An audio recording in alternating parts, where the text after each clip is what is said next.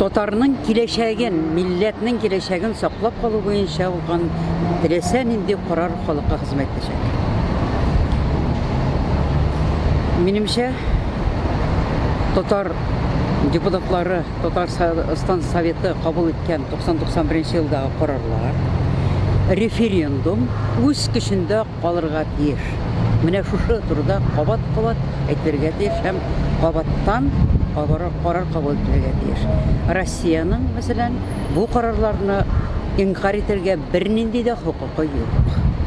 Җир өстендә бик күп татарлар яши, Аллага шөкер, һәм аларның бик күбесе дөнья буйлап чәчелгән, таралган. Шуңа күрә минемчә кирәк шушы татарларны берләштергеч, безнең араларыбызны якынайта торган карарлар кабул итәргә һәм шул юнәлештә барырга. Чөнки менә татар кешесе кайда гына яшәсә дә, ул беренчедән үзенең татар икәнен онытырга тиеш түгел. Икенчедән, әгәр дә бер татар кешесе милләтемә хезмәт итим әле, ул тел өйрәтү булсынмы, бәлки ул укытучыдыр анда, шулай бит, кайсыдыр илдә яшидер.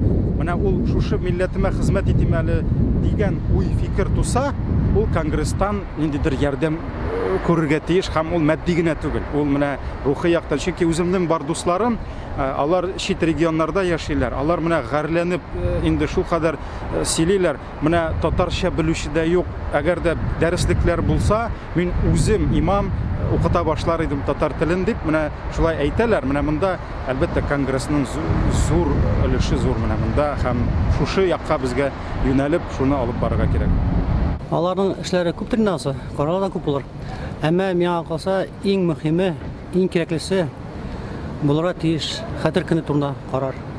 Ул булды, ул 15 еллык, 10-мы, 15-ме, шулай талмый калды инде китапка да кергән заманда. Әмма һаман да безнең иҗтимагый хәрәкәт вәкилләре төрле көнне, төрле елны, төрле көнне куялар.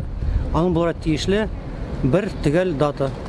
Аның фәнни нигездәгән дата билгеле, күптән исбатланган инде, үч төрле справкалар, астрономнарда, тарихчыларда, башка галимнәрдә кул куеп заманында ул бар 12 октябрь.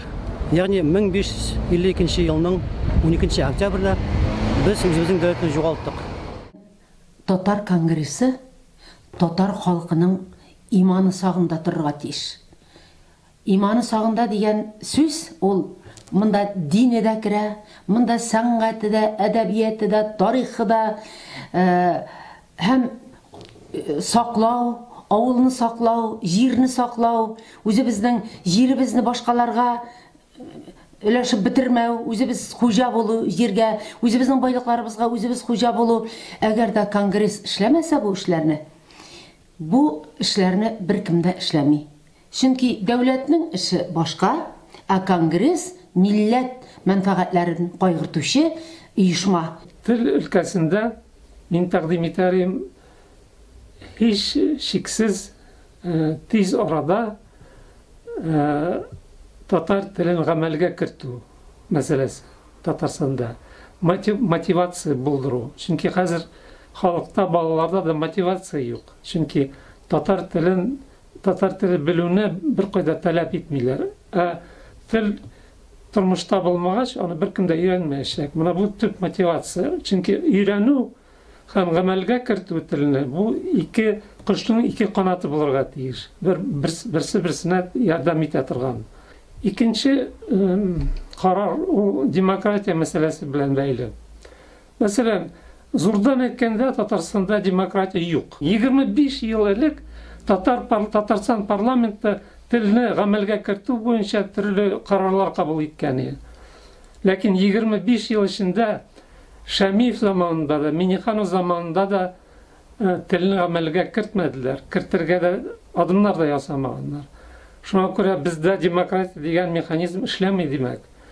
Бер кайчан да отчет бирмәгәннәр алар. Президентлар да, хөкүмәт тә. Разил Валиев кына чыга да әйтә, менә без парламент буларак тәкъдим иттек шундый карарны, ләкин аны үтәмәгән хөкүмәт. Шуның белән бетте. Ник Конституцион мәхкәмәне тартмаска бу эшкә? Әгәр үтәлми икән 25 ел эчендә бу ниләр карарлар, Конституцион мәхкәмә үз карарын чыгарырга тиеш.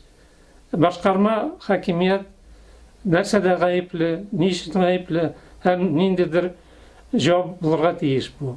Икенче карар мен әйтер идем, ул татар конгрессының урыннардагы халык белән эшләү механизмнары турында. Алар чынында бик зәгыйф, бик көчсез, минемчә. Ул һәр торак татарлар яши торган урында булырга тиеш шундай филиаллар конгрессның. Мин аларны атадырым шулай. Татар халкы йортлары. Шундый исем астында. Өченче карар мин әйтерем шулай. Бу татар конгрессының милли мәгариф министрлыгы белән тыгыз элемтәдә эшләү. Һәм дүртенче карар мин тәкъдим итәрем шундый. Башкортстан татарлары белән тыгыз элемтәдә эшләү. Теге Парижларга, Берлиннарга сирәгрәк йөрергә, ә менә Башкортстан татарлары яшәгән авылларга, шәһәрләргә ешрак йөрергә. Беренчесе, Татарстанда гына булса да, татар милли мәгарифе булырга тиеш. Балалар бакчасыннан алып, университетка кадәр. Әгәр дә инде татарның үзенең мәгариф системасы булмый икән, татар халкы бетүгә йөз тота дигән сүз. Икенчесе, шулык мәгариф системасы белән безнең бәйле, ул да булса безнең ислам дини уку йортларында, татарча укыту. Бүгенге көндә Татарстанда Мөхәммәдия мәдрәсәсендә генә татарча укыту группалары бар. Икенче мәсьәлә, ул безнең Татар конгрессы 2000 елларда кабул иткән карарларны, үзенең карарларын үзе үтәми, аның үтәлешен тикшерми. Менә ике карар булган иде. Татар милли университеты ачу турында һәм 1552 елны безнең Казанны саклап киткән бабайларыбызга һәйкәл кую турында. Ул турда конгрессның карары буенча Дәүләт Советы үзенең карары чыгарды. Ул да булса милли университетны ачырга дигән һәм шушы һәйкәл салу, безнең мемориал салу, Казанны саклап шаһит киткән бабаларыбызга. Менә бу конгрессның үзенең карарларын үтәвен тикшермәүе, шуңа күрә конгресс менә бу мәсьәләгә кире кайтырга тиеш. Кирәк булса инде ул аны яңадан кабул итәргә тиеш. Татарстан Дәүләт Советын көчләп булса да яңадан карар кабул иттереп, аны тормышка ашырга тиеш. Һәм безнең өченче мәсьәлә ул да булса, biz Tatarlarımızın saklарга тиеш, biz Татарстанда bu bir bulsa, hem şitte yaşauşu Tatarlarımızın da. Biz onu şitte ayta almayız, biz Başkırstan turunda söz alıp barabız.